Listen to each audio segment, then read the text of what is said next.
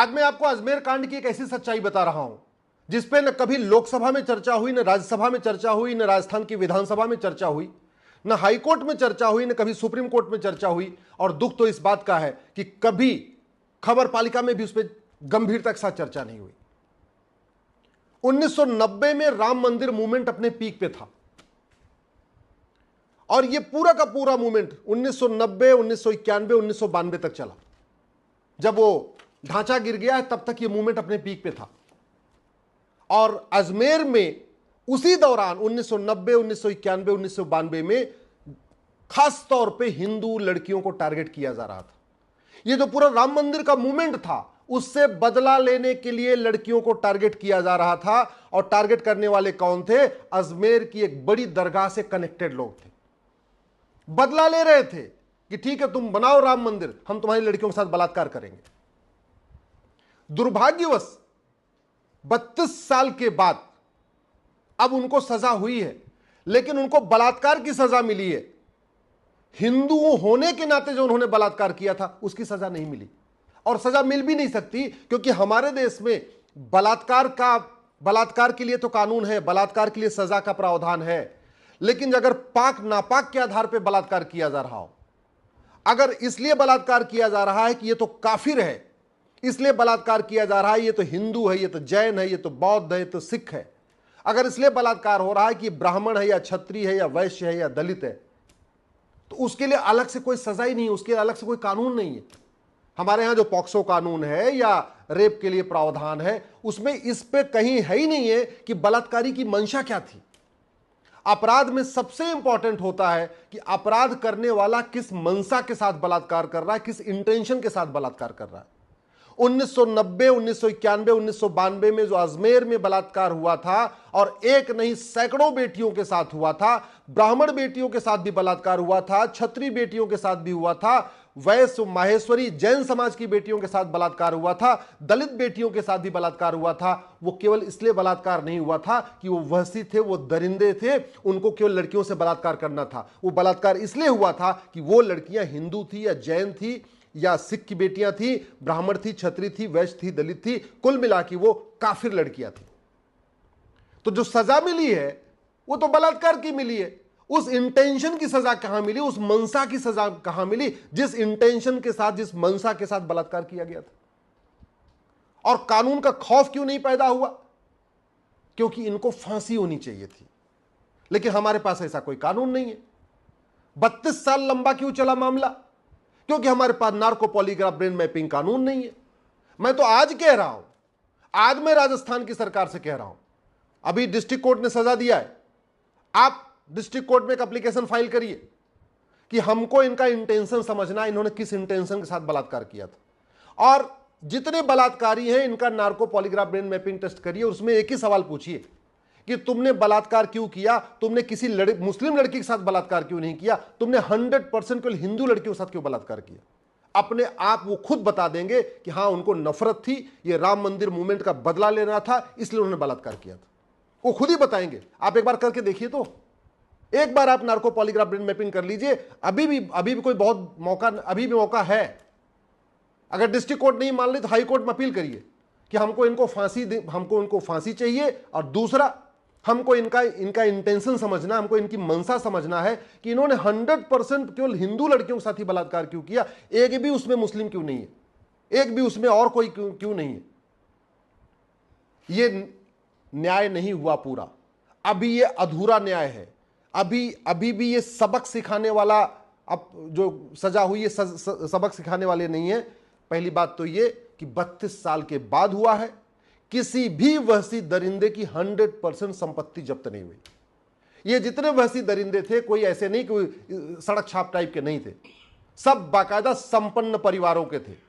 उस जमाने में इनके पास वीडियो रिकॉर्डिंग की व्यवस्था होती थी 1990, 91, 92 में, जबकि उस समय स्मार्टफोन आया ही नहीं था। उस समय भी इनके पास कैमरे हुआ करते थे, उस कैमरों से वीडियो बनाया करते थे।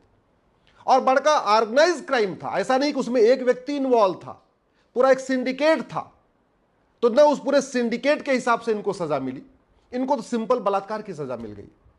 इनको केवल और केवल इनकी मंशा के लिए इनको सजा नहीं मिली, इनके इंटेंशन के लिए इनको सजा नहीं मिली। हां, इन्होंने रेप किया इसलिए सजा मिल गई। 32 साल के बाद सजा इसलिए मिली, नार्को पॉलीग्राफ ब्रेन मैपिंग नहीं है। फांसी इसलिए नहीं हुई कि हमारे पास अगर आदमी कोई नफरत के आधार पर बलात्कार कर रहा हो, हिंदू होने के आधार पर बलात्कार कर रहा हो, तो ऐसा हमारे पास कोई कानून नहीं है, आज भी नहीं है, ना उस समय था ना आज है। समाधान क्या है? सबसे पहले तो भारत में एक अमेरिका के फेडरल पिनल कोड जैसा एक यूनिफॉर्म पिनल कोड बनाया जाए। अमेरिका के पिनल जो फेडरल पिनल कोड है, इसमें जो मर्डर है, उस मर्डर में भी यह देखा जाता है कि उसका इंटेंशन क्या था। क्या वो नफरत के आधार पे मर्डर कर रहा है, क्या वो नफरत के आधार पे बलात्कार कर रहा है, वो हेट क्राइम कर रहा है, वो किस तरीके से, क्या वो जेनोसाइड कर रहा है, वो बलात्कार कर रहा है तो केवल सिंपल अपनी भूख मिटाने के लिए बलात्कार कर रहा है, या उसकी मंशा में इसलिए है, उसकी मंशा के लिए हमको हिंदू लड़कियों के साथ बलात्कार करना। हमने ऐसा कहीं कानून बनाया नहीं, हमने मंशा इंटेंशन पे कोई फोकस ही नहीं किया। हमारे यहां मर्डर की एक धारा है, अमेरिका में मर्डर की 10 धारा है। ये मैं आपको फेडरल पिनल कोड दिखा रहा हूं, आपको दिख रहा हो, अलग अलग मर्डर की अलग धारा, बुचरिंग की अलग धारा, मैनस्लॉटर की अलग धारा, जेनोसाइड की अलग धारा, हेट क्राइम की अलग धारा। मर्डर की जो मंशा है और मर्डर जिस तरीके से किया गया है उसके लिए अलग अलग धारा है। हमारे यहां मर्डर की भी एक धारा, हमारे यहां बलात्कार की एक धारा, हमारे यहां कहीं कोई ऐसा अलग से हमने प्रावधान ही नहीं किया कि बलात्कारी की मंशा क्या थी। वो केवल इसलिए नफरत करता, इसलिए बलात्कार कर रहा था, या अपनी हबस मिटाने के लिए, अपनी भूख मिटाने के लिए बलात्कार किया, ऐसा हमारे पास कोई धारा नहीं है। अमेरिका के पास, दुनिया के कई देशों के पास नार्को पॉलीग्राफ ब्रेन मैपिंग कानून है, हमारे पास नहीं। अगर होता तो पहली बात तो उसकी मंशा भी क्लियर हो जाती, 1990, 91, 92 में जो इसलिए बलात्कार किया, और 93 आते आते सजा भी हो जाती। दुख देखिए, नार्को पॉलीग्राफ ब्रेन मैपिंग कानून होना चाहिए, ना इस पर लोकसभा में चर्चा हो रही है, ना राज्यसभा में चर्चा हो रही है, ना किसी विधानसभा में चर्चा हो रही है। भारत में जस्टिस विद इन ईयर होना चाहिए, 1 साल के अंदर मुकदमों का फैसला होना चाहिए, और बहुत संभव है, आराम से हो सकता है। एक पुलिस चार्टर लागू कर दिया जाए, जुडिशियल चार्टर लागू कर दिया जाए, सिटीजन चार्टर लागू कर दिया जाए, एडमिनिस्ट्रेटिव चार्टर लागू कर दिया जाए, आराम से साल भर के अंदर मुकदमे का फैसला होना शुरू हो जाएगा। लेकिन न लोकसभा में चर्चा हो रही, न राज्यसभा में हो रही है, न विधानसभा में हो रही है, न डिस्ट्रिक्ट कोर्ट में इस पर चर्चा हो रही है जस्टिस विद इन ईयर के ऊपर, न हाई कोर्ट में हो रही है, और बाकी तो छोड़िए, खबर पालिका में भी चर्चा नहीं हो रही, मीडिया में भी चर्चा नहीं हो रही। समाधान इसका है जस्टिस विद इन ईयर, और दूसरा समाधान है भारत में one nation one education system. आप याद रखिए, नफरत के आधार पे जो है बलात्कार होते हैं, बाकायदा स्कूलों में सिखाए जाते हैं, और ये 1 स्कूल 2 स्कूल नहीं, भारत में 5 लाख स्कूल चल रहे हैं।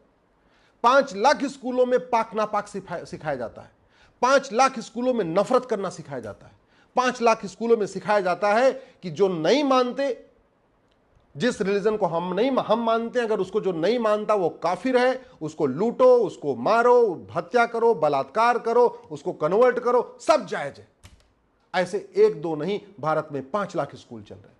सरकार अगर चाहती है भारत बचे, भारत की हालत अफगानिस्तान जैसी ना हो, भारत की हालत पाकिस्तान जैसी ना हो, भारत की हालत बांग्लादेश जैसी ना हो, जो 1947 में हुआ था या 2024 में बांग्लादेश में हो रहा है, या 1990 में कश्मीर में हुआ था, वो बचे हुए भारत में न हो, तो सरकार को तत्काल भारत में यूनिफॉर्म एजुकेशन सिस्टम लागू करना ही चाहिए। 10वीं तक, कम से कम 10वीं तक one nation one education board, one nation one syllabus, one nation one curriculum, कोई विदेशी भाषा नहीं, कोई विदेशी किताब नहीं, कोई विदेशी तालीम नहीं, केवल भारतीय भाषा, भारतीय शिक्षा, भारतीय संस्कार, हमारे पूर्वज, हमारा इतिहास, हमारे ऋषि महर्षि, हमारी भारत की जो वैचारिक हमारा हिंदू जीवन पद्धति है, केवल और केवल ये सिखाया जाए। वसुधैव कुटुंबकम सिखाया जाए, जननी जन्मभूमि से सिखाया जाए, जो वेद पुराणों में हमारे ऋचाएं लिखी उनको सिखाया जाए, भगवत गीता सिखाया जाए। और ये बात मैं इसलिए बार बार कह रहा हूं, अगर हमने गुलामी के नाम नहीं हटाए, गुलामी के निशान नहीं हटाए, गुलामी की कुरीतियां खत्म नहीं किया, गुलामी की कुप्रथाएं खत्म नहीं किया, अगर हमने गुलामी की पुलिस व्यवस्था नहीं बदली, गुलामी की दंड व्यवस्था नहीं बदली, गुलामी की न्याय व्यवस्था नहीं बदली, अगर हमने गुलामी की प्रशासनिक व्यवस्था नहीं बदली, अगर हमने गुलामी के चीजों को जारी रखा, अगर हमने कांग्रेस ने जो 50 कानून बनाए इस भारत को बर्बाद करने के लिए, उन कानूनों को खत्म नहीं किया, चाहे वक्फ एक्ट है, चाहे माइनॉरिटी कमीशन एक्ट है, चाहे ऐसे 50 कानून जो चल रहे, तो याद रखिएगा भारत बर्बाद हो जाएगा। अगर हमने ये विशेष दर्जा बंद नहीं किया, विशेष स्कूलों को बंद नहीं किया, विशेष बोर्ड नहीं बंद किया, विशेष ट्रिब्यूनल नहीं बंद किया, विशेष आयोग नहीं बंद किया, विशेष मिनिस्ट्री नहीं बंद किया, तो 2047 में वही होगा जो 1947 में हुआ था। इसलिए मैं आपसे निवेदन कर रहा हूं, भारत में जस्टिस विद इन ईयर लागू करने की मांग करिए, समान शिक्षा समान नागरिक संहिता लागू करने की मांग करिए, घुसपैठ नियंत्रण के खिलाफ कठोर कानून की मांग करिए, धर्मांतरण नियंत्रण के लिए कठोर कानून की मांग करिए, जनसंख्या नियंत्रण के लिए कठोर कानून की मांग करिए, अश्लीलता नियंत्रण के लिए कठोर कानून की मांग करिए, नशा नियंत्रण के लिए कठोर कानून की मांग करिए। ये कानून ही आपको बचा पाएंगे, हमें बचा पाएंगे, आपके बच्चों को बचा पाएंगे, हमारे बच्चों को बचा पाएंगे। नहीं तो ये आज के नेता, अभिनेता, लेखक, बुद्धिजीवी, पत्रकार, कलमकार जो सुबह से लेकर शाम तक बकवास बतौलेबाजी कर रहे हैं ट्विटर पे, फेसबुक पे, इंस्टाग्राम पे और जगह, ये 25 साल के बाद खुद तो भाग जाएंगे, हमें और आपको मरने के लिए ही छोड़ के चले जाएंगे।